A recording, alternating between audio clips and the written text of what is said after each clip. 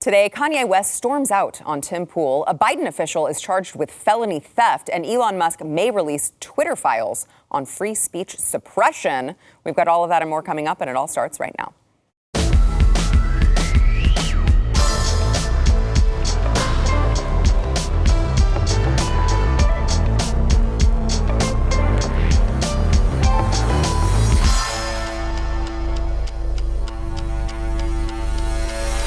Welcome to the news and why it matters. I am Sarah Gonzalez. I feel like that the ending of that song is just like, it just goes and it keeps going and it keeps going and it keeps going. But there's a little birdie out there who has told, and not Twitter birdie, I'm talking about a little birdie within the studio who has informed me that all of that might be changing very soon.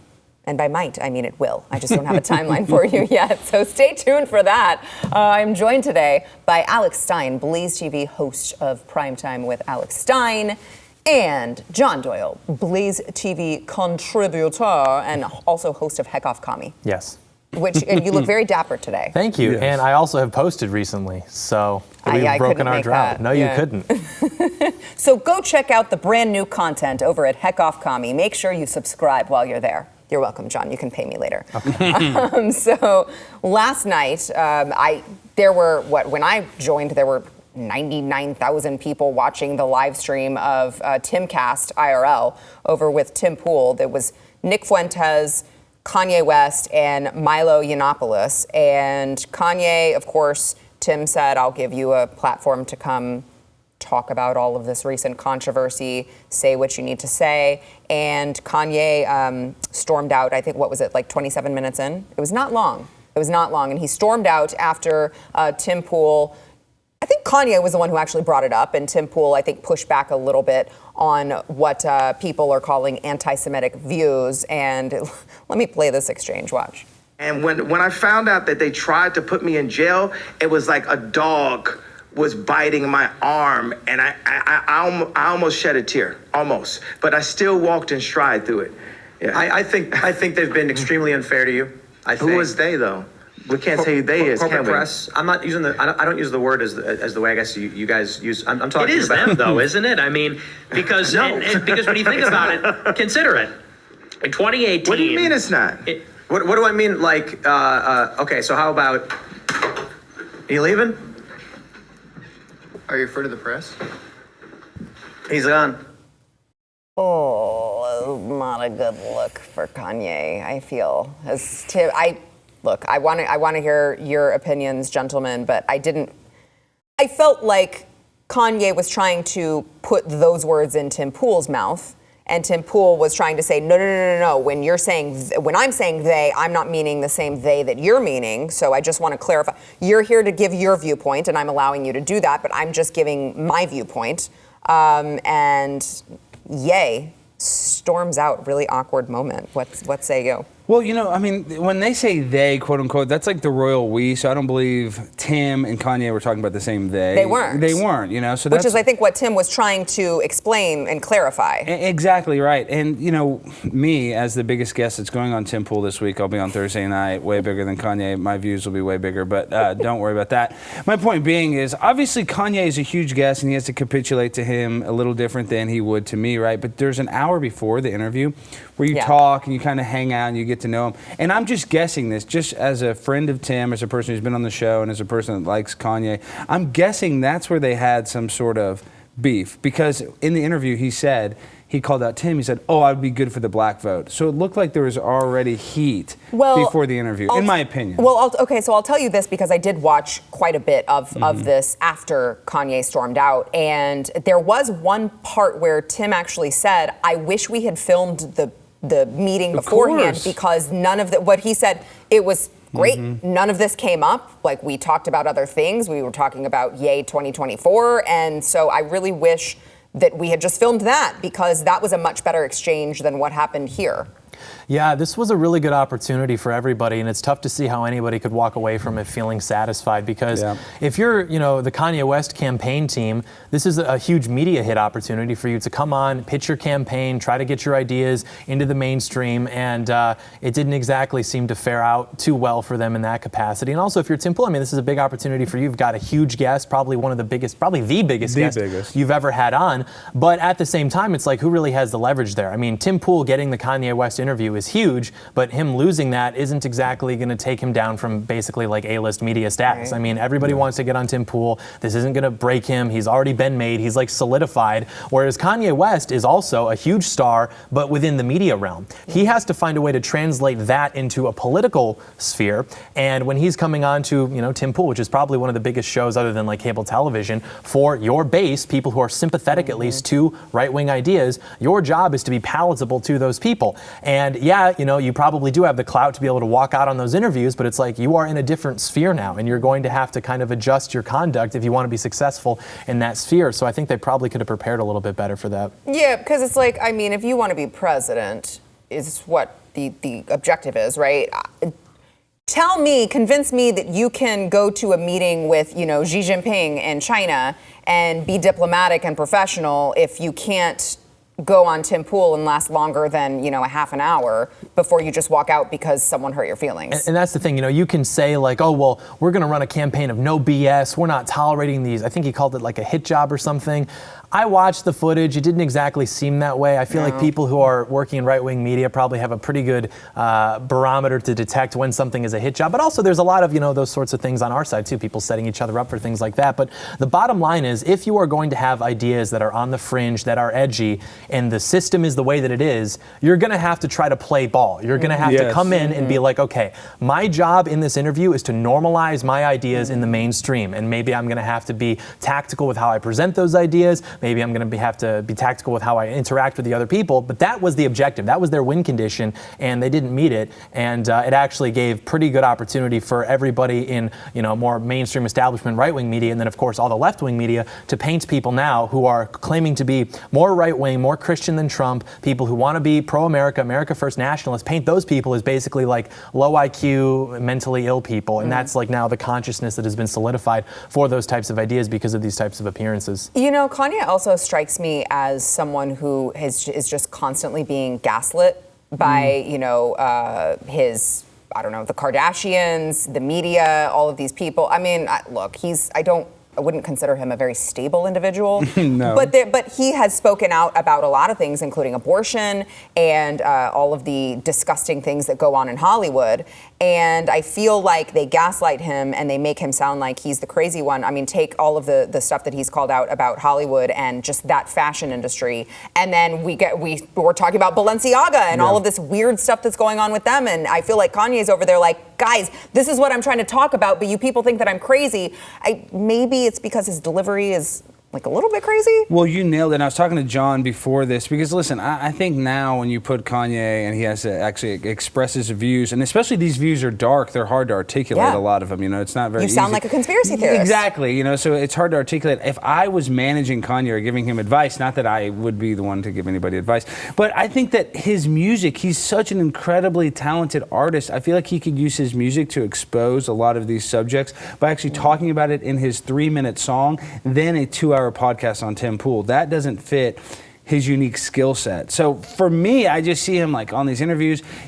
How is he going to be president if he can't even hang in an interview for 30 minutes? Yeah, and it was a really tough position because he's been through so much in the last 5 years, and especially within the last few months. And you can see that kind of hurt in his eyes. Not saying he looks weak, but you can tell this guy has been through a lot. And so he's on the defense. It's extraordinarily difficult for him to be in this position and to then need to have the patience that must be requisite to then deal with trying to ease her. So it just really sucks. But if he had gone in there and said, look, we all saw the Balenciaga ads or something. I have an empire of clothing. I know how this business works. Tell me why, Tim, there has been more cumulative outrage against me and against Dave Chappelle for our comments about Jewish presence in high-level positions of power than there has been about these companies exploiting children, drag queens, or all this stuff. So are you telling me that we're supposed to believe that there is more agreement that you can't criticize this group of people than there is that you're you're not supposed to sexually exploit children, Tim would have been like, interesting point. His audience would have been like, interesting point. Yeah. There is a way to go about that, and it doesn't seem like he had the patience,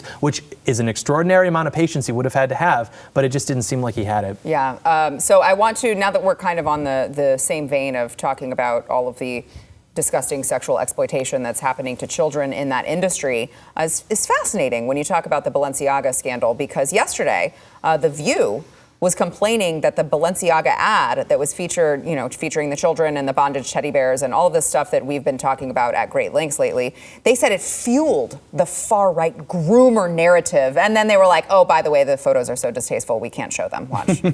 What's going on here? I found this ad campaign particularly distasteful in this moment. So there's growing anti-LGBTQ sentiment right now, and how it's being framed is as she the portraying, trans new? people as groomers. This is a term you'll hear on the far right. They're groomers. This is where you get the anti-drag queen stuff that we're seeing.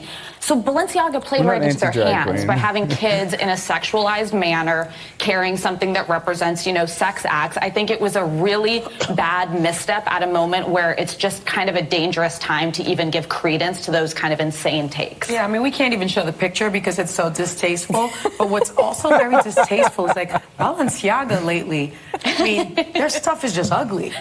Oh, that's what we need to be talking about. I mean, we're talking about, child exploitation, but we want to really talk about, that's just ugly. Ew. I'm so much better than that and so much classier than that. Wow, that's really tasteful.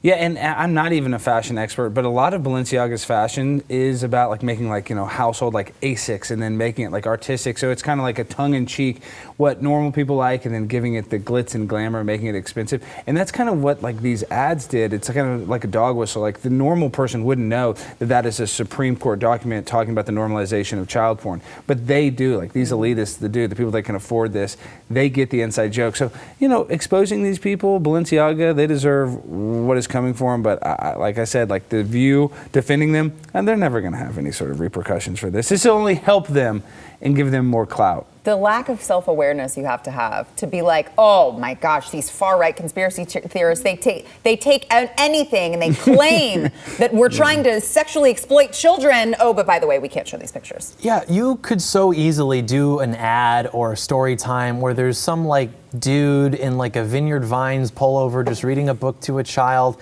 and he's gay. But for some reason, it is impossible for these people to not only stay away from children, but to stay away from children in a sexual capacity. They just have to keep doing this. Right. And conservatives are over here well, stop it. We don't want you to do that. And then the left is oh, you're saying you don't want gay people to sexualize children? What are you, homophobic? And we're well, no, because not all gay people are sexual deviants. And the left is yes, they are. And so they seem to actually have a better understanding, frankly, of gay culture than the right does. And there's a very interesting psychological literature that explored for so many decades what exactly causes this type of behavior to develop in people. And what it always is grooming. It is always some sort of disruption in the natural development of a young boy or a young girl's masculine or feminine identity, respectively speaking. And that's just kind of the problem that we're going to have to wake up to, is that normal people reproduce by creating, people through sex, through marriage. Gay people tend to reproduce by grooming children. That is simply a fact. All of the literature is there, and the right needs to just identify that type of transgression for what it is, because we want to talk about, okay, they're targeting our kids. Well, no, we're not trying to say it's a problem with gay people. At a certain point, it's there are people who cannot for the life of themselves stop themselves from doing this. And even when there are people like the Gays Against Groomer person who's going on Tucker saying we have to not do this, she's now being canceled for suggesting that. So this is so componental to that culture. I think we just need to call balls and strikes, call it what it is, and fix it. Well, it is fascinating. I'll give you last word on this, Alex. It's fascinating to me because, to John's point, anytime we go to these events and I'll expose something and it's very disgusting and sexual, and I'm just the sexual indoctrination and abuse of children should stop. And they're the ones who are how dare you? That's homophobic. And I'm well, if you're the one who's suggesting that it's just gay people, that's your words, not mine. So okay, sure. Yeah, well, that's exactly right. It's who gets affected by the word groomer? Just the people that have the most outrage. You're well, aren't you the one that's the groomer? But no, I think for me, what was really glaring too is the conservative voice, whether her name was Farrah or Hannah, I don't know, but how she said the drag queen. We're not anti-drag queen. We're anti-drag queen story time for children. We don't want the sexual indoctrination of our children. So it's just the rhetoric they use makes us look bad when really and truly they're the ones that are defending the biggest fashion company in the world, basically using, child exploitation, showing them holding, teddy bears with bondage, BDSM, sexual stuff. It doesn't make sense in order to be artistic or edgy. That is not cool, and it's getting exposed. But like I just said earlier, I almost think this helps Balenciaga, sadly. I'm going to disagree with you only because I have to remain a little bit optimistic about our society, or I'm just going to curl into a fetal position and cry. All right, we got to take another quick break. First, we want to thank our sponsor, Birch Gold. So, guys, I don't feel like I have to tell you this because if you're looking at your 401ks and stuff, you already see this, but inflation is it's going to continue to be a huge plague on our economy and our savings. And the left isn't going to stop spending anytime soon. They're just going to exacerbate the problem. So what you need to do, I'm just telling you, please look into diversifying into gold and silver, and you can hedge against that inflation with gold from Birch Gold. They've got almost 20 years experience converting all these IRAs and 401ks that you have into precious metals IRAs. They can help you. All you need to do is text the word Y to 989898. They're going to send you a free info kit on diversifying into gold. There's no obligation, so there's no reason not to do it. Do not allow the left to continue to devalue your savings. Text that word Y, W-H-Y, to 989898. No obligation, free information kit. Text the word Y to 989898. Sam Brinton, the beautiful official over at the Department of Energy's Office of Nuclear Energy. And of course, you may remember him as one of the first non-binary officials over in the Biden administration, has been charged with stealing a woman's designer suitcase from the baggage claim over at the Minneapolis-St. Paul airport in September. Now, he apparently initially denied taking the luggage. This is Vera Bradley luggage, worth $2,325. And he told police officers, if I've taken the wrong bag, I'm happy to return it, but I don't have any clothes for another individual. That was my clothes when I opened the bag, which, let's see, turned out to be completely untrue and a lie. According to court documents, 2 hours after the call with authorities, he called back and was like, actually, I've not been completely honest with you, and admitted to, he says, he accidentally took the suitcase from the baggage claim carousel due to exhaustion. But then they found the surveillance footage clearly indicates otherwise, because he took the bag from the baggage carousel. He removed the tag and put the bag tag in the handbag that he was carrying, and then left the area at what they say was a quick pace. So these are really, really great individuals. Look, do you guys even think that this is going to damage his, are they going to fire him? Is he going to get demoted? Because I'm like, if you can dress up as a woman and wear heels and then be accused of all of this, there was the BDSM stuff that he was into that surfaced a couple months ago. If you can do all of these things and the Biden administration has no shame being like, yes, this is someone in our administration, what's a little felony going to hurt? Yeah, sadly, I don't think it will. I mean, like I said, with Balenciaga, it kind of helped them. What is it? No publicity is bad publicity. Once again, this is it's a public relations nightmare for most people, but for Sam Brinton. Well, when you don't have morals, which the Biden administration doesn't, right? If you don't have morals and values, what do you care? Yeah, and the fact that he's a liar, big surprise. I mean, he literally lies about what gender he is. So, yeah, I mean, I don't think this guy could tell the truth to save his life. Yeah, plus, the types of things that this person is into are more offensive and bizarre than theft. Theft has been going on since the year 1 or BC or whatever. And this is very new. Well, not new, but new in at least our lifetimes. And also the way that he's conducting himself in general is not offensive to the Biden regime. This is actually what they're in favor of. Even with the theft, the Biden regime not only will appoint people or contain people within its coalition who refuse to prosecute theft in major cities, but they also steal from us in terms of taking our tax dollars and then just peeing it away on the stupidest things, rewarding their friends, outputting patronage to their friends, other countries, but then also simultaneously implementing monetary policy that devalues whatever currency we have left. So they're totally pro that type of behavior, totally pro theft. And so, yeah, of course he's going to keep his job. Yeah, that's a great point. Well, and I also want to make this point, he actually toured colleges as a kink expert. before this. I don't know if you know that, but that's what he did. Which obviously makes him very qualified to work in the Department of Nuclear Waste. 100%. Oh yeah, it makes him overqualified, I could argue. But there's something weird and kinky about stealing somebody's clothes and underwear. You know, there's something weird. Oh, that's his fetish, you think? This is all fetish. Because like, he wants a $2,000 bag. Yeah, right. He like wants that person's underwear. There's just something very weird and sinister and gross. You don't just take somebody's bag because you like it. He probably wanted to dress up in the dresses inside. That's what I'm saying. Yeah. Would you like to know a conspiracy theory of mine? Please. Do you know what you're talking yes, to? please. I fully believe that the reason we haven't seen more conversation shifting us towards nuclear energy, which would be the only viable, if you wanted to get off carbon things, is because the people who pull the strings in this country know that they don't want to blow up the world, and they also are very aware of what they're doing in terms of importing people from the third world by the millions and millions and millions every year and staffing the administration with people like this. They know that we can't have, like, what is he in charge of? The Secretary of Nuclear? Yeah, nuclear waste. Yeah, that guy can't be trusted with dealing with that type of content, like seriously in a large, grand capacity. I seriously think that that's why we haven't done that. Sorry. Yeah, because, you know, if you have that guy in charge of like making sure that things don't, you know, I mean, he couldn't, you know, I don't know. That's just a theory of mine. I like it. Well, that's what they do, the false flag attack. So they have him mess up the whole nuclear system. Like, oh, well, now we got to use windmills and batteries. And then so he messes up the whole system. We take out like a third of the consonants.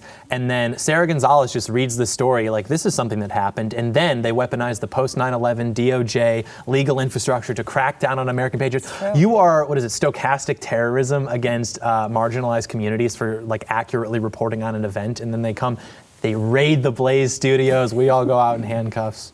It'll be fun. No, I don't want that ending. If that ending could not happen, that would be great. Okay. I want to move to the CDC. So another, of course, corrupt government agency, just like, all of them. So according to CDC data, chest pain and other cardiac symptoms that could indicate myocarditis and pericarditis are completely missing. They were left off of the V-Safe survey checkboxes that are used by the CDC to monitor adverse events. So they would have to, if you're going through and filling this out, you have to go down to the other field and write in cardiac symptoms, which you can only count, I believe it's 250 characters. You can only write up to that much for it to even be counted. So this data was revealed in a lawsuit brought by the Informed Consent Action Network. And they're still trying to compel the agency to turn over the free text field data on these cardiac symptoms. So they have not yet turned over what people listed when they even listed other.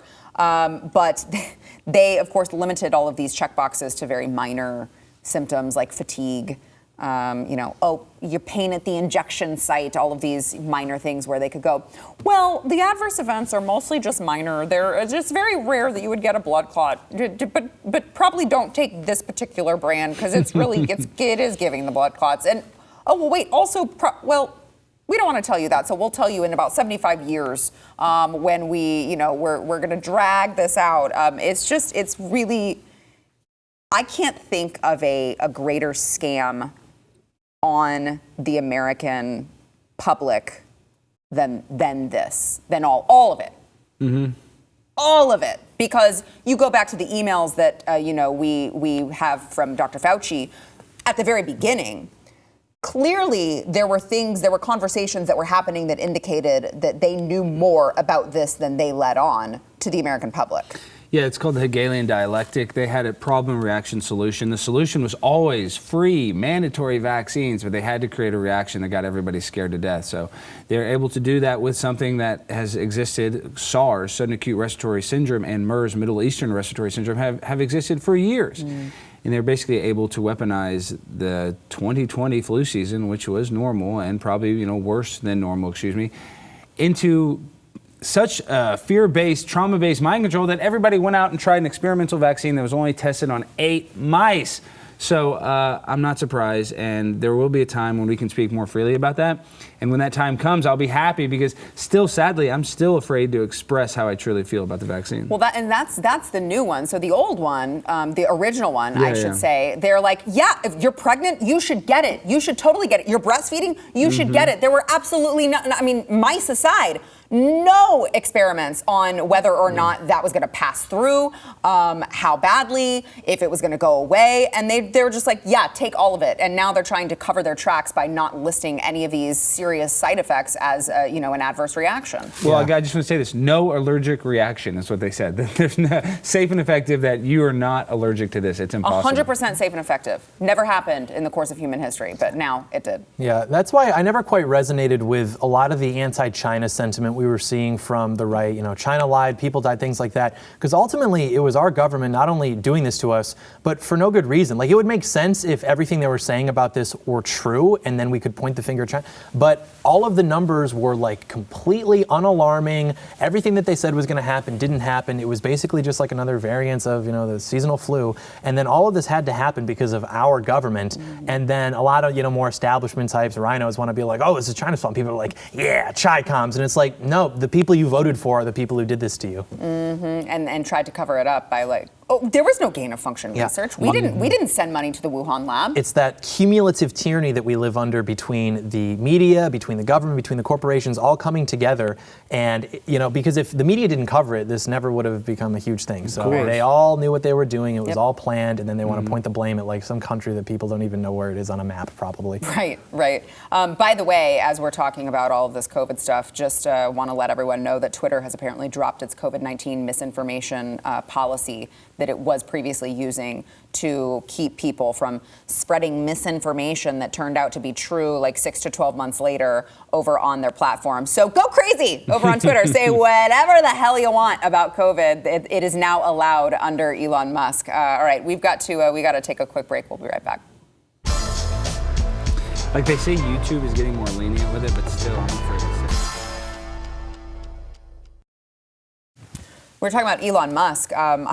Yesterday, on this topic, Elon Musk teased forthcoming files that will reveal how and why Twitter suppressed certain accounts at the expense of free speech. He tweeted out, "The Twitter files on free speech suppression soon to be published on Twitter itself. The public deserves to know what really happened." And last week, he was responding to another tweet from a Newsmax producer who said that Elon should publicize Twitter's internal discussions to censor the New York Post Hunter Biden laptop story over in, October of 2020. And Musk responded, "This is necessary to restore public trust." So we'll be waiting on pins and needles for all of these files to be uploaded to Twitter. On this topic, I want to get your thoughts, gentlemen, but I want to throw in Karine Jean-Pierre, who is, of course, we know, the White House press secretary, the best White House press secretary that we've ever had. She's thoughtful, she's poignant, she's insightful, she always knows just what to say without referencing the binder that's in front of her, just eloquent, amazing. I think she learned from Kamala Harris, probably, or maybe Joe Biden himself, who knows. But she was talking about Twitter, and she says that the White House promises to keep an eye on that pesky Twitter after Elon promised to allow that disgusting free speech. Watch. Elon Musk says there's more and more subscribers coming online. Are you concerned about that? And what tools do you have? Who is it at the White House that is really keeping track of this?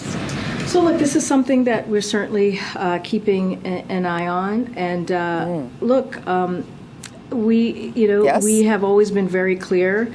And that when it comes to social media platforms, it is their responsibility to make sure that when it comes to misinformation, when it comes to the hate that we're seeing, that they take action, that they continue to take action. Again, we're all keeping a close eye on this. We're all monitoring what's currently occurring, and we see it with our own eyes of what you all are reporting, and just for ourselves, what's happening on Twitter. But again, social media companies have a responsibility to prevent their platforms from being used by any user to incite violence, especially violence directed at individual communities. This is, by the way, just as a reminder, coming to you from the same party who said that Donald Trump incited an insurrection when he called for people to peacefully and patriotically make their voices heard where their grievances were.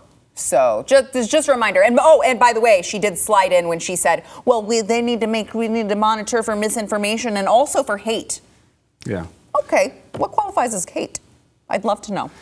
Well, hate speech should exist because there's bad stuff that we should hate, like pedophiles, you know. So, that is a part of free speech, in my opinion. Also, hate speech should exist because, like, it's free who cares? speech. Yeah, like, that's what I'm saying. Of course, it's not going to hurt you if someone is a bad person and says something you don't like. Get over it. Of course, but it's all been exposed that the Department of Homeland Security is all in cahoots with the social media companies anyway, so that they give us the impression, oh, we can just say what we want, do what we want. Yeah, right. They're monitoring all this, but I like how the reporter was shook. She's scared, so that's what I like. What are you going to do about these new subscribers logging onto Twitter? She didn't even know how to ask the question. She's like, oh, there's new subscribers. What are you guys monitoring? Like, she wants to be like, are you guys scared to death? More people are getting on and they can say whatever they want. Ah! That's what she wants to say, but she can't say that. Because they know how powerful censorship is. Like, any time throughout history, literally, that left-wing ideas have gone up against right-wing ideas, if it's in a fair playing field, the right-wing ideas always win, because these are terrible ideas. They're coming from, like, these just dysgenic, weird freaks. That's why they need censorship. That's why they don't have, like you were talking about how cunning these people are with language. They can't assert power by being like, I am strong and mighty and my ideas are smart. They have to be like, hey, what if we had like free speech or something? And then you're like, I don't know, that sounds like a good idea. And then you let them into the universities and the media, and then they take over, they kick you out. Like, that's how leftists take power every single time. So that's why they have to keep us off of social media by painting us as these like Saturday morning villains. We just are hateful people. In terms of political discourse, we all know this. The most vicious people are always on the left, every single time. The nicest people are actually the people who are like the most extreme right-wing people, because they're so used to just being crapped on all the time and so used to being shut out. They're like begging, can you please just read this article I sent you, please? I promise it. I know it sounds crazy, but just please read it. I promise you'll like it. They're like the nicest people. And it's actually the left, believe it or not, who are the hypocrites in this situation. They are the meanest. They are the most vicious people. Well, they are. But I just want to hammer home the point that you just made. Like, they can never defend their ideas. That's the only reason they want this shut down. I mean, what other possible reason could it be? Because if we're the hate mongers and we're the horrible people and we have no basis for what we're saying, wouldn't you want us to continue having that freedom of speech so you could show all of the sane, reasonable people, like, look how stupid they are. They can't even back anything up. Instead, they're like, oh my God, we don't want them to say anything because we can't defend our own ideas. And they want to like play this childlike game where, because if you say something that's like wrong or stupid, it would take 3 seconds to be like, here's why that's wrong, X, Y, Z. Especially where they think that they are so correct that what you're saying is actually like offensive and laughable because it is so far off. Okay, prove it. I mean, you control all of the media, all the institutions. Just do it. Just say it. But they can't. So they want to play this game where it's like, I'm gonna like take this word and I'm gonna load it up with all these mean words, like, offensive and hurtful and terrorism, and then I'm gonna like throw it back at you, and you're supposed to be like, oh no, you're actually the real racist. And it's like, why can't we just talk like adults? Why can't we just speak like actual adults who are smart? But we can't. Well, that's because there's an entire party that's just a bunch of children. I mean, you nailed it. Even with the college academics, the people that are the top that should be defending free speech the most are the ones that are trying to ruin it. So I think that's the conundrum that we're in. Very funny story. I just did a debate on this, and so I recalled this anecdote in my research. There was the president of Harvard University, I think in the early 2000s, was addressing this economic forum or giving a speech at some sort of economic event, and somebody asked him during the Q&A why there was like a gap between males and females in the hard sciences, and he speculated that one of the reasons could be because males consistently outperform females in terms of like their higher level math courses, the SATs, things like that. And there was a woman who was teaching at another prestigious university, I forgot, but she was interviewed by I think the Boston Globe as to how she reacted. This woman's an academic, PhD. Instead of being like, he's wrong because of this data point, she goes, I was so offended I walked out of the speech. I was so offended that I just walked out of the speech. And it's like, well, maybe it's because she's a woman, she had that type of reaction, but it's like also like, if he's so wrong, just say so. And so they put all this pressure on this guy. He had to resign from his job for accurately describing what is a biological fact. Wow. And she's kind of proving the point. Yeah, and this was 20 years ago. So conservatives, just because now we're feeling like the real wrath, we're like, oh my gosh. Orwell, this has been going on forever. This is going on decades ago. Yeah. All right. We got to take a quick break. We'll be right back. Wow.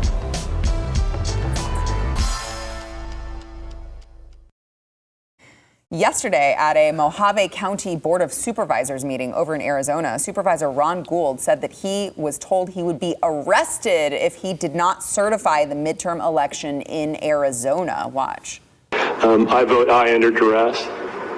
I found out today that I have no choice but to vote aye or I'll be arrested and charged with a felony.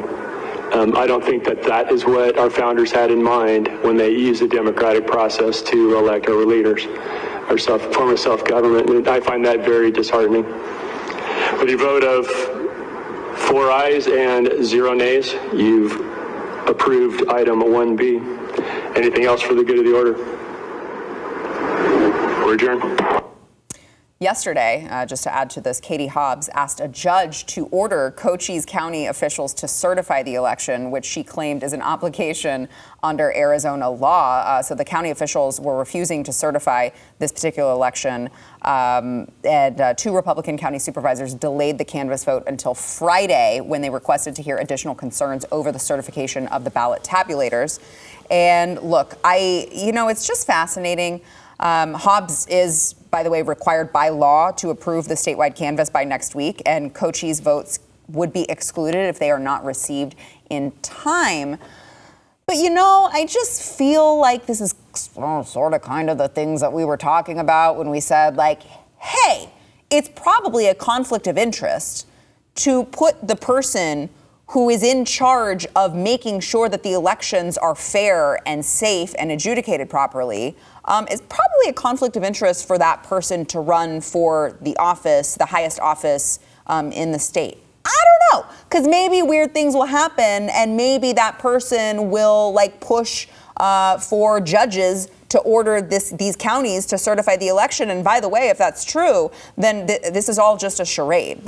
If a judge can just order these people to certify an election when they don't believe that it should be certified, what the hell are we even doing? Why even go through it's we're just going through motions so that it looks like it's a democratic process, but it's actually not. Well, it's not a conflict of interest if that's who you chose for the governor position, because you knew that you needed to use your power to certify the election for you. So maybe there's just an opportunity. Hey, look, if we use Katie Hobbs, we put her as a gubernatorial candidate, and she controls the election. It's a fact that you're going to win the election because she's the one that's regulating it. So yeah, that's a great point. Yeah, it's interesting because as people who work in media, we tend to describe these things, really anything, in very romantic terms, sometimes even hyperbolic, because we want to be entertaining, we want to be interesting. But then when you take a trip to DC and you have dinner with people who just work in politics, they're like, oh yeah, fortification, that's a thing. And then you just go back to eating. Wait, what? Because there's always that part of you that's maybe I'm just, towing the line, maybe it's not actually. And then people who actually work behind the scenes are like, yeah, this is just a thing. And they're not as enchanted by it. They're not like, oh, the spectacle. They're just like, yeah, this happens. But the difference is people on the right are like, this is bad. And the people on the left are like, yeah, this is really good. Yeah, well, because they've been able to harness that energy and make sure that they are the ones who win out. So, everything's great, though, guys. Don't worry. The whole country is not burning down. I'm sure we'll get control of that somehow. Actually, Scott, why am I blanking on his last name? Pressler? Thank you. Scott Pressler is he's been traveling the country getting people registered to vote and doing a really, really great job of working for, I hate to say Republicans because I hate the Republican Party, but at least the conservative viewpoints. And he's like, yeah, I'll travel the country and teach people how to ballot harvest and all these things. It's yes, that's what we need to be doing. Do what they're doing, but do it better. That's the only way out of this. Agree or disagree? Agree, easily. I agree, but that just shows you that's why politics is dumb, because it's all rigged. You have to actually cheat to even compete, competitively. Right. All right, I want to get to one more story here before we have to take another break. Atlanta police have arrested a suspect who is alleged to have made terroristic threats against a local gay nightclub. Now, this transphobe, homophobic jerk, Chase Staub, a contributor for the Huffington Post and a college admissions consultant with the Ivy Dean. By the way, he's also a gay leftist. So I want to play for you. The local affiliate Fox Channel detailed some of the social media posts that led to his arrest. Here, watch. APD says employees here at the Heretic gave them a call after the threat started spreading on social media. Take a look at this troubling video that police say the suspect posted to his Instagram.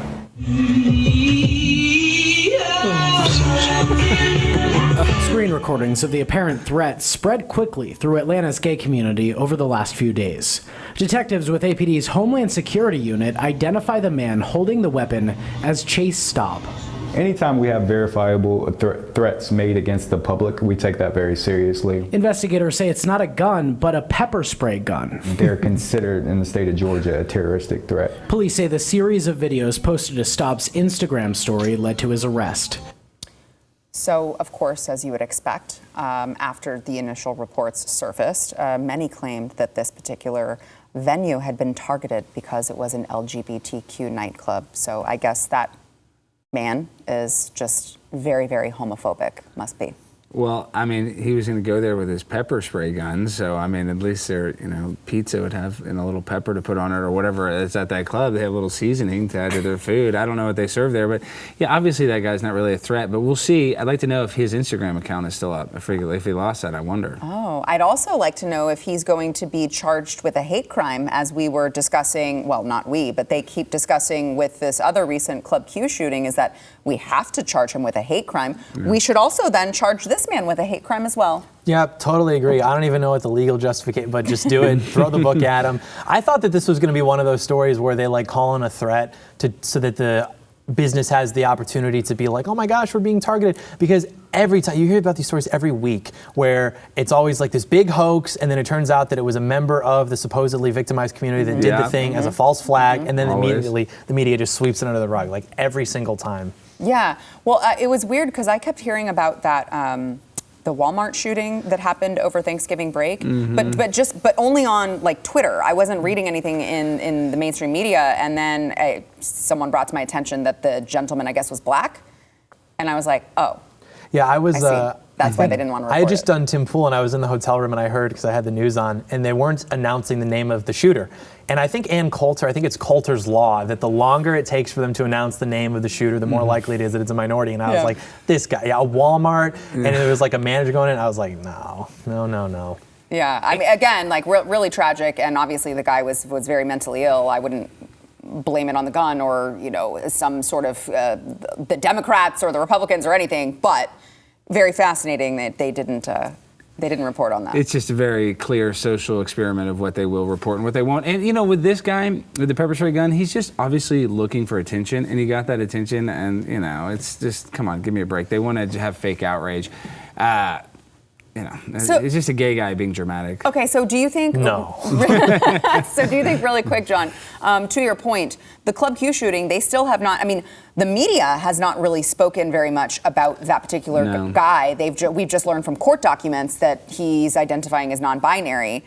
Is there something to that? Because I kept going... Okay, it's day 3. Why do we still not have any information? Yeah, well, that's the thing. They'll report on it long enough to plant it in people's minds as a thing that happened, but not long enough to really give them a sophisticated understanding of the whole event. Yeah. So people like us who follow the news pretty religiously will see things like, a prior arrest for kidnapping the mother, the bomb threat, contact with federal agents, and we're like, wait a minute, this seems weird. But then before that can really reach the consciousness of the masses, it's just, okay, on to the next thing. Yeah. All right, we gotta take a quick break. We'll be right back. It's like Daryl Brooks. I mean, he was just...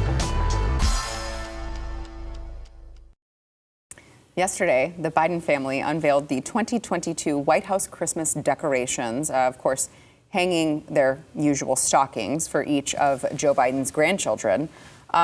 Curiously, there's one grandchild that is left out for the second year in a row. That would be the daughter of Hunter Biden, who he, of course, had with the stripper from Arkansas, I believe it is. So Hunter and ex-wife Kathleen Boole's children, Naomi, Finnegan, Maisie, the children of course, the late Beau Biden and his widow Hallie, Natalie and Hunter. And one stocking was labeled Baby, which was an apparent reference to Hunter's 2-year-old son, Beau, who he fathered with Melissa Cohen. By the way, the dog made it, the cat made it, but unfortunately, the out-of-wedlock, illegitimate, they would call her, grandchild of Joe and Jill Biden did not make the cut once again for Christmas. Wow. And I'm not sure if the baby gets Secret Service. I know the mom was trying to get Secret Service detail for the baby, but I'm not sure they would even allow that. So just think, being the most powerful man in the world, you can't even acknowledge your own granddaughter. Disgusting. And your decorations suck. Those aren't that good. They always suck. Well, Melania did a very Bring beautiful Melania back. She did do a good Bring job. Melania back to do the decorations because she did know how to do it. But I mean, Jill Biden wears like curtains for dresses, so is anyone surprised? All right, thanks guys.